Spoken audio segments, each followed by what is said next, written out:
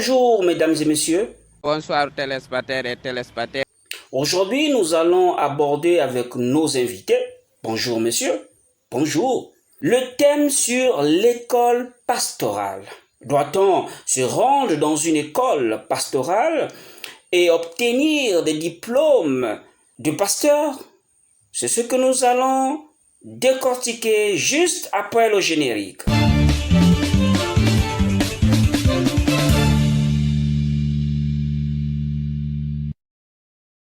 Je lutterai contre le faux jusqu'à sa racine. Oui. Pourquoi? Moi, je pense que l'heure a sonné où le corps de Christ au Gabon doit avoir les yeux ouverts. Mais allons trouver notre reporter, monsieur... Il s'appelle comment le reporter là? Ok, à vous l'antenne. Ils ont passé 3 ans sur les bancs de l'école pour connaître la Bible et les techniques de transmission de la parole divine. C'est la délinquance pastorale. Les mauvais esprits de l'enfer qui vous ont oint. C'est dans notre église que notre Seigneur a dit allez faire de toutes les nations des hommes disciplinés. Non, pasteur, non. La Bible dit faites de toutes les nations mes disciples.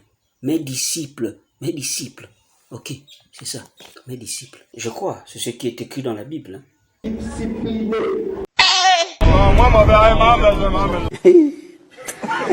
Et continuons notre reportage. Vous pouvez de temps en temps réagir. Nous sommes là dans un débat. Nous avons eu plus de 24 cours. On n'étudie pas Dieu. Et parmi ces cours, nous avons eu des cours pratiques pour permettre aux étudiants d'être efficaces sur le terrain pendant qu'ils servent le Seigneur. On n'étudie pas Dieu. On n'étudie pas Dieu. Je suis tout à fait d'accord. Mais c'est quoi la théologie, apôtre? La théologie veut dire la science qui étudie Dieu. Mais comment connaître Dieu? Dieu se révèle. Jésus a dit, je bâtirai mon église sur la révélation. Mais comment avoir la puissance de Dieu et savoir bien prêcher, articuler les mots? La puissance de Dieu n'est pas dans les doctorats. La puissance de Dieu n'est pas savoir articuler les choses, les mots. La puissance de Dieu n'est pas avoir le gros français derrière la chair. Non! Pasteur, êtes-vous convaincu de cette pratique? Et je suis convaincu qu'après avoir reçu leur parchemin, là où ils vont servir le Seigneur, ils seront efficaces. Et au travers d'eux, je suis sûr et certain que l'Église du Gabon sera contente de voir de nouveaux serviteurs dans l'Église. Qu'est-ce que vous en pensez, apôtre?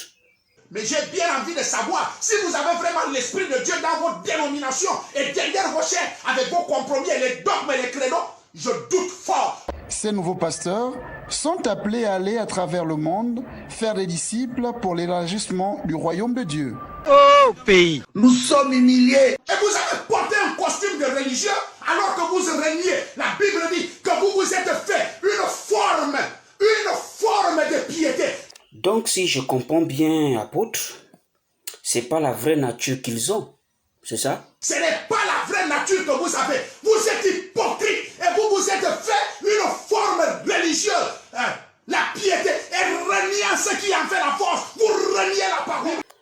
Oui, révérend, que pensez-vous de la formation pastorale? La formation est nécessaire. Donc même la transmission des vérités spirituelles, qu'elles viennent du ciel, nécessite aussi un minimum de formation. Ferme-moi. On a fait son fermement. C'est tous. Est-ce que la Bible ne dit pas ne mélangez pas la pâte avec les levures? Pourquoi vous mélangez la parole avec vos trucs de séminaire? Ok, continuons. Après la formation, qu'est-ce qui s'ensuit? Après la formation, il faudrait le tester. Bien, j'ai une question qui m'est parvenue d'un auditeur. Alors, apôtre, il veut savoir, y a-t-il des exemples dans la Bible où les éminents hommes de Dieu ont appris? Dites-moi là où Paul a appris, dites-moi là où Pierre a appris, dites-moi là où Étienne a appris, dites-moi là où Jean a appris, dites-moi tout ce monde de la Bible qui ont été prêchés. La Bible dit, Jérémie, je t'ai connu avant que tu ne sois même dans le ventre de ta mère et je t'ai établi. Paul dit, Dieu nous a prédestinés. Dites-nous, apôtre, est-ce qu'un don s'octroie par la théologie?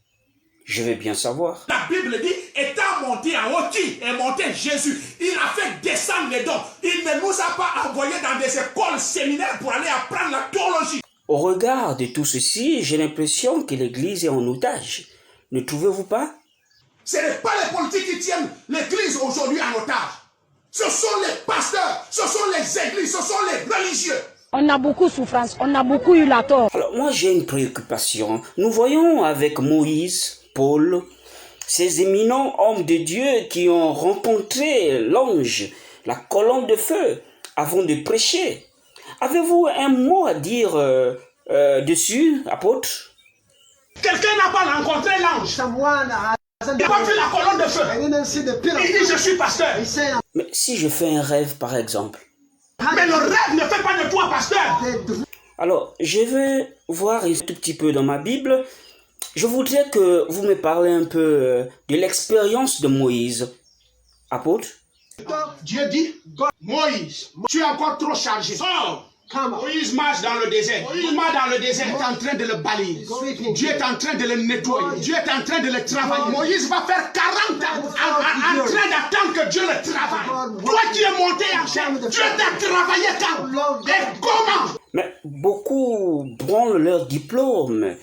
Disent qu'ils ont appris dans les écoles des USA, aux États-Unis. Certains disent qu'ils ont appris en Europe, ils ont obtenu les diplômes, ils sont appelés docteurs, prophètes.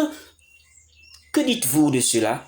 Docteur des caca, c'est l'enfant qui vous envoie. Et tous.